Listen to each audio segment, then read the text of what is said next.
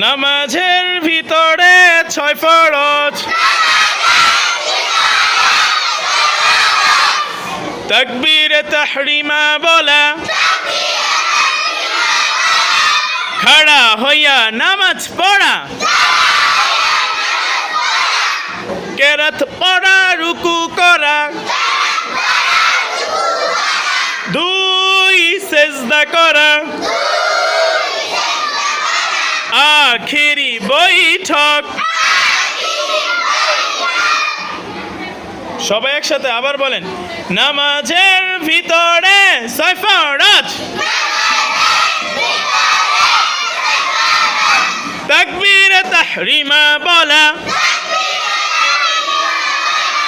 খাড়া হইয়া নামাজ পড়া, কেরাত পড়া, রুকু করা, 2 সেজদা করা, আখিরি বৈঠক।